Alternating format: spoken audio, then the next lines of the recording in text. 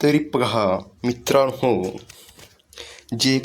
ज्या महिलांनी लाडका बहीण योजनेचा हप्ता उचललेला आहे, चुकीची कागदपत्र गोळा करून चुकीची माहिती देऊन, तर अशा महिलांना, ज्या महिला पात्र बसत नाही लाडकी बहीण या योजनेमध्ये, तर त्यांचे पैसे हे परत घेण्यात येणार आहे. हे सर्वात मोठा निर्णय घेतलेला आहे. तर बघा, अर्जांची पडताळणी करून अपात्र लाडक्या बहिणींचे पैसे परत घेणार.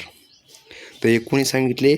आदिती तटकरे यांनी ही मोठी माहिती दिली आहे की ज्यांनी काही आतापर्यंत लाभ घेतलेला आहे, ज्या की या योजनेसाठी पात्र नाहीत लाडक्या बहिणी, अशांसाठी हे योजनेचे पैसे त्यांना परत करावं लागणार आहे. तर ते कसे परत करावं लागणार आहे, तर चला पाहूया या व्हिडिओमध्ये. तर एंडपर्यंत बनून राहा.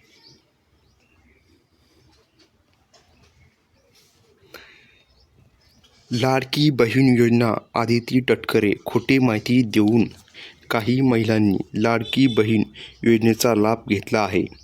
या महिलांना योजनेच्या माध्यमातून दिलेले पैसे सरकार परत घेणार की नाही, याबाबत महिलांना हा प्रश्न पडला आहे की आपण जे हप्ते उचललेले आहेत लाडकी बहीण योजनाचे, ज्या महिला अपात्र आहेत, तर त्यांना ही चिंता पडलेली आहे की हे पैसे सरकार परत घेणार की नाही.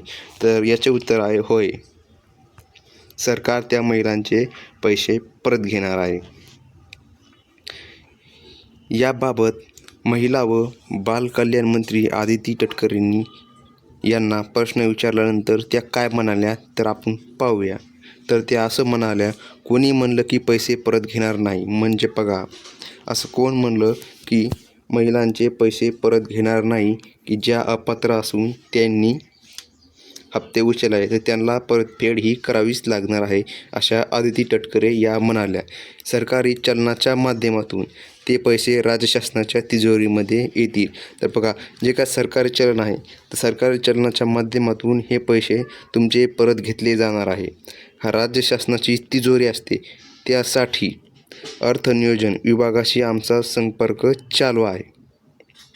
या विभागाच्या माध्यमातून रिफंड हेड परतावा अधिकारी तयार करून देतील. त्या माध्यमातून हे पैसे, तर बघा काय म्हणाले आहेत, हे पैसे राज्यातील तिजोरीतील येतील. हे पैसे लोकोपयोगी कल्याणकारी कामासाठी, योजनांसाठी वापरले जातील.